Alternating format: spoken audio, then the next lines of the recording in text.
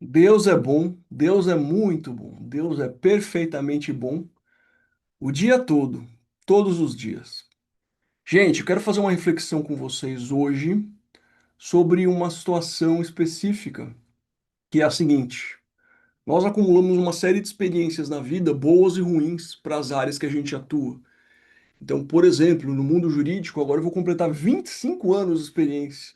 Você imagina, o primeiro escritório que eu trabalhei em um contencioso de massa, no centro de São Paulo, na esquina da Avenida Ipiranga com a Avenida São João. E ali eu fazia muitas e muitas audiências para o estado de São Paulo inteiro. Conheci muitos fóruns. Fui às cidades às 7 horas de São Paulo, ia fazer audiência e voltava. E aí, ao longo dessa história toda, você vai sedimentando muita experiência, né? Trabalhei também em escritórios que são boutiques jurídicas, em que eu atendia CEOs, CFOs, presidentes de empresa. o- já experimentei praticamente todos os lados do mundo jurídico na advocacia. E eu queria falar um pouco sobre um pensamento de Napoleão Hill. Napoleão Hill é um estudioso do sucesso.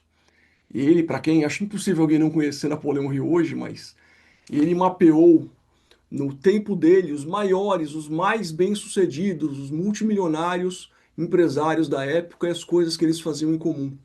E nesse acúmulo de conhecimento, ele compilou a seguinte frase: que as pedras, as dificuldades que a gente passa no caminho, são degraus para a gente chegar no topo. Então, tudo que você passa de ruim, você vai aprendendo, aprendendo, aprendendo, entendeu? Como se fosse um monte de pedras que você escala essas pedras e é isso que vai te levar até o topo. Por quê? A pessoa que está vencendo, vamos imaginar que uma pessoa abriu uma empresa hoje, no Brasil de hoje, e deu tudo certo para ela. Vamos imaginar essa ficção. Então ela abriu as portas, já veio cliente, os impostos foram lançados de forma justa, etc, etc, etc. Essa pessoa, ela vai ter êxito, maravilha. Só que ela não vai aprender nada. A gente aprende é com os tombos que a gente leva, com as facadas nas costas, com os problemas. Então, assim, tudo o que acontece na sua vida, você vai somando aquilo como experiência. As experiências ruins, elas ensinam, se você for inteligente, aquilo que você não deve fazer mais. Então você errou numa coisa, você não deve errar na mesma coisa, você pode errar em outra coisa, entendeu? E esse acúmulo de erros vai praticamente pavimentando o seu caminho, porque você sabe todos os caminhos que você não deve seguir. Eu vou dar um exemplo aqui no mundo da hipnoterapia, eu que sou hipnoterapeuta clínico. A gente, quando estava aprendendo hipnoterapia, teve um estudo de caso clínico de um cara que ele foi criado pela avó, então a avó era a referência de formatação do cérebro do coração dele naquele momento, e essa avó ela falava duas coisas para ele com mais frequência. A primeira era: Nossa, como eu adoro o Silvio Santos, você tem que ser empresário que nem o Silvio Santos, bem-sucedido, não sei o que lá. E a segunda era: Olha, só que você não pode ser rico, porque está escrito na Bíblia que é mais fácil um camelo passar pelo buraco de uma agulha do que um homem rico entrar no reino dos céus. E aí ele ficou com essas duas formatações. Já vou quebrar essa objeção a outra, porque todo mundo já sabe isso. Hoje isso é sedimentado na internet, que a agulha ali era um portão da cidade velha de Jerusalém, que eu estive, né? Quem vê o meu Instagram, enfim, tem a viagem inteira no Instagram, só clicar nos destaques da bandeirinha de Israel. Mas o camelo ele tinha que abaixar bastante para passar, então quer dizer que é difícil. Por que que é difícil? Qual que foi a ideia de Jesus ali?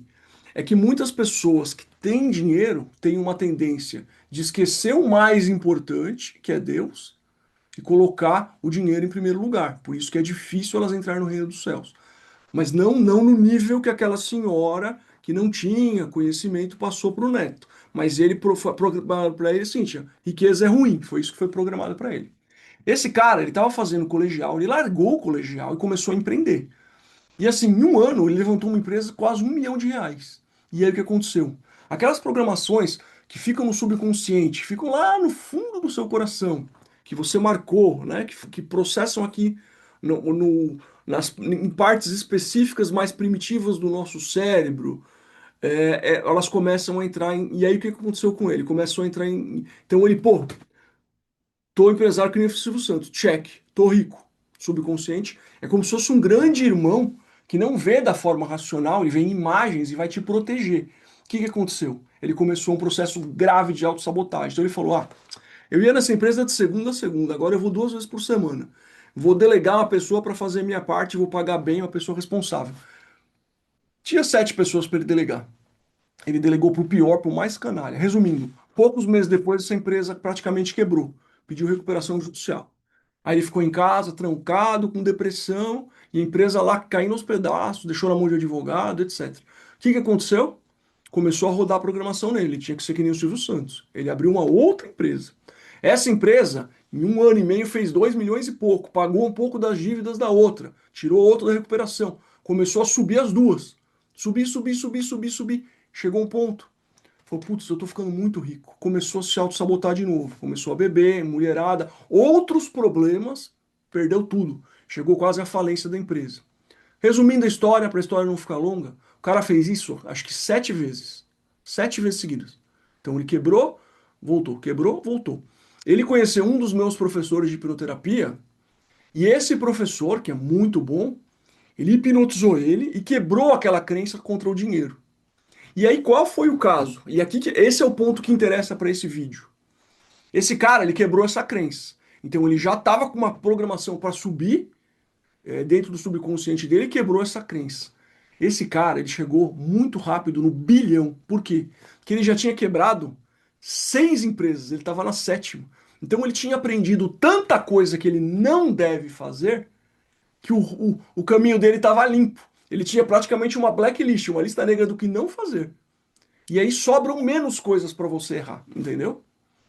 E eu, fazendo uma reflexão da minha vida nesses 2 anos, eu era coordenador jurídico de um escritório de advocacia grande em São Paulo e migrei para o digital, abri minha empresa de consultoria jurídica, passei a hipnotizar pessoas através de processos de hipnoterapia e entrei no digital. Estou em todas as mídias agora. Estou fazendo live naquela chinesa lá, fazendo live lá bem mais focado na palavra de Deus. Aqui também, né? Estou fazendo reflexões e tudo mais. No Instagram eu tenho dois posicionamentos diferentes, um mais voltado para empresários, mas também falando com a minha fé, e um para posicionamento de advogados. Então eu estou no digital. E nessa reflexão a gente vê, eu fui em trocentos mil networks, montei um monte de projeto que não deu certo. Por sorte para mim, eu até por ser advogado e já ser muito experiente, né, gente? Eu tenho 47 anos de vida, eu não fui vítima de golpe, não fui fraudado, nunca isso aconteceu comigo. Mas teve muitos projetos, por exemplo, teve um projeto, não vou citar nomes nem detalhes, que eu filmei um curso inteiro que era super interessante, num nicho que ninguém explora, e o cara que ia participar comigo depois falou: não, não quero mais. Eu tenho até hoje, isso não está editado, não tem alguém para pôr para frente. Putz, tem tantos. Teve um que eu ia fazer uma imersão em Alphaville, e aí a ordem dos palestrantes, quem apareceu onde na foto, por conta de ego e vaidade, a coisa não aconteceu de uma pessoa lá que estava no projeto. Então, assim, fiz várias e várias coisas, muita coisa que fiz muitas. Como mentorado também, fiz muitas mentorias, muitos cursos. Muitos deles eu aprendi, outros eu ganhei muito. Como o Pablo Marçal fala, né? Acho que essa citação é válida: ou você ganha ou você aprende. Então, aprendi muito, então tem muita coisa que se eu pudesse voltar no tempo eu não faria. E tem muita coisa que eu aprendi. E sedimentando isso, é aqui que eu quero chegar para qualquer pessoa. O que que eu vejo? O sucesso, ele é uma sedimentação de tudo isso. Mesmo alguma mentoria, algum curso que não era tão bom, tem alguma coisa, alguma palavra-chave, que eu acredito muito nisso, que vai se ligar com outra ou com outra. Eu conheci uma pessoa lá que vai apresentar uma outra pessoa que vai me abrir uma porta, entendeu? Eu acredito que todas as coisas cooperam para o bem, cooperam para aquele seu resultado final, seu propósito. Se você tem um plano maior, se você sabe que esse plano reflete os seus valores e reflete a sua fé, cada coisinha dessa, por mais merda que tenha aparecido na época, alguma coisa vai sair dali que na soma vai ser um quebra-cabeça e vai dar certo. A única coisa que você nunca pode fazer é nunca parar. Nunca parar. Todas as pessoas que alcançaram sucesso porque elas não pararam. E todas as pessoas que não alcançaram sucesso, não alcançaram sucesso porque elas desistiram no meio do caminho. Então, agora falando especificamente para você, independente do seu percalço, independente de como você está, não pare, não pare, não desista, continua. Sempre tem mais um round, sempre. Sempre tem mais um round. E para você que é cristão, aí mais particularmente, que eu sou cristão, Jesus Cristo habita em você e ele é mais que vencedor. Essa passagem da Bíblia, se você voltar alguns versículos antes, ela tem um condicionante importante. Aquele que é grato pelo que tem, aí entendeu? Tem um caminho aí que leva a isso. Você é mais que vencedor em Cristo. Por quê? A gratidão, a satisfação pelo que você tem, é como se fosse um pavimento, aquele passo que você dá e que você pisa onde não tem chão, é aquele sinal de fé.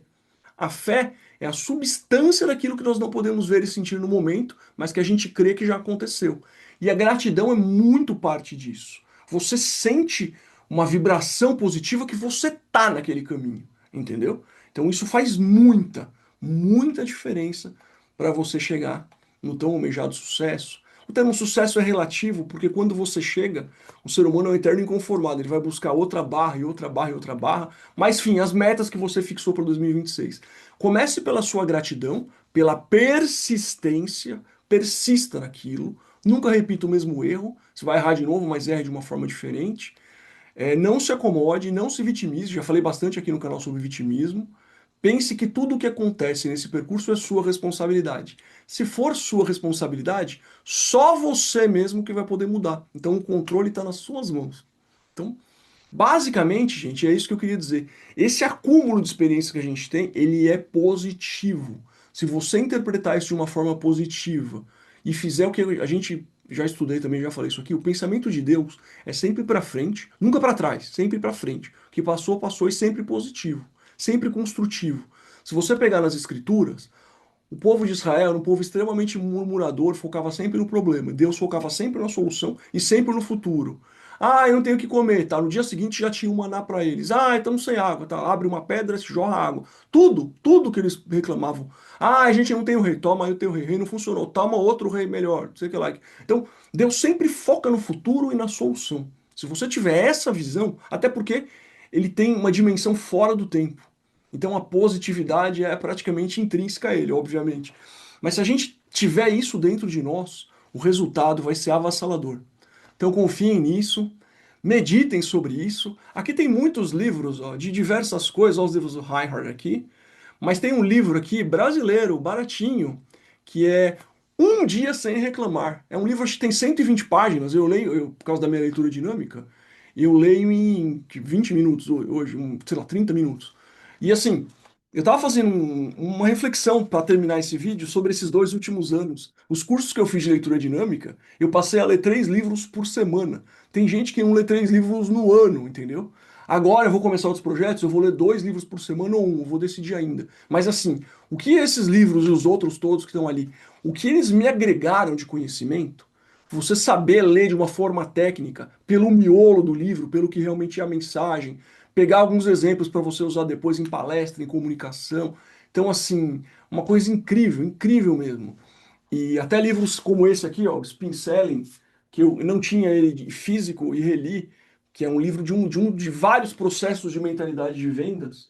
Esse é um processo mais X1 high ticket, mas algumas sacadas ali podem ser aplicadas. Agora eu estou estudando copy de uma forma intensa, estou lendo bastante, mas principalmente eu estou praticando primeiro.